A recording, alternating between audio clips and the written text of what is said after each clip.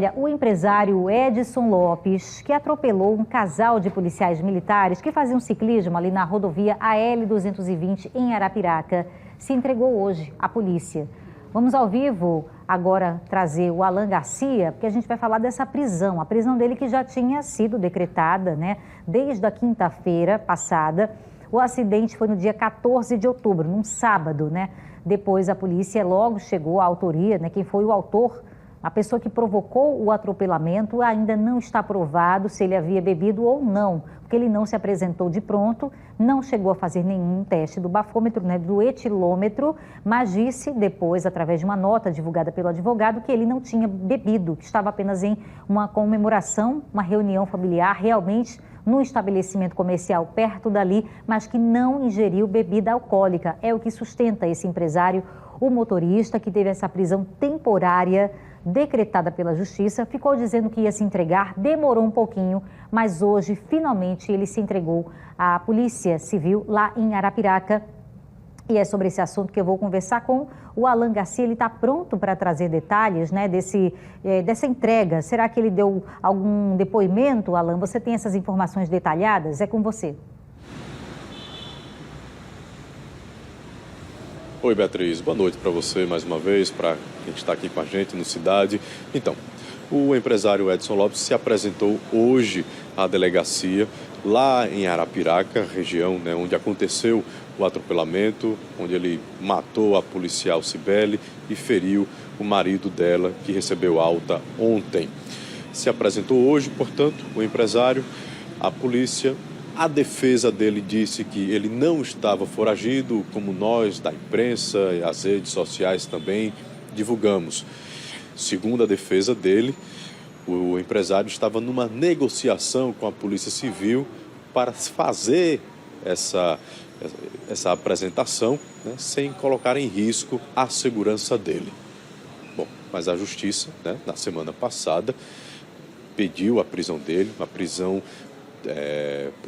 temporária, né? Não é aquela prisão preventiva, são duas prisões, são dois pedidos diferentes, né? Então a Justiça pediu a prisão temporária. Hoje, o delegado que acompanha essa investigação, que comanda esse inquérito, gravou um vídeo para a gente falando sobre essa apresentação e disse mais. Disse que vai também continuar esse inquérito, ou seja, a apresentação do empresário não encerra a investigação, pelo contrário, a investigação continua em busca de mais provas para que mostre realmente quem atropelou, quem matou a soldado Cibele, quem feriu gravemente o marido dela.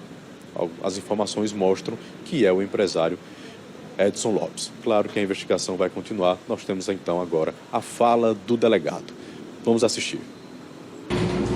Em relação ao inquérito policial que apura as circunstâncias do atropelamento que vitimou de maneira fatal a policial militar Cibele e também lesionou de forma grave o seu então noivo, policial militar Jameson, informo que após a representação pela prisão temporária realizada pela Polícia Civil, o Poder Judiciário, na última quinta-feira, expediu o competente mandado de prisão, sendo este cumprido no dia de hoje, encontrando-se ali o principal suspeito e condutor do veículo, atualmente preso.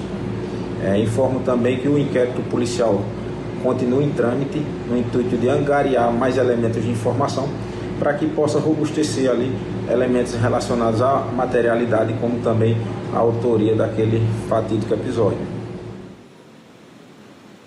Muitos estão na expectativa do depoimento do soldado Jameson, o marido, né, o viúvo, portanto, da soldada Cibele. Ele recebeu alta ontem e está confirmado o depoimento dele amanhã com o delegado que vocês assistiram agora. Portanto, depoimento importantíssimo da pessoa, né, que foi vítima do atropelamento, esteve no momento, vai trazer informações muito relevantes, Beatriz, para que o delegado dê continuidade a esse inquérito e chegue o mais rápido possível ao final dele.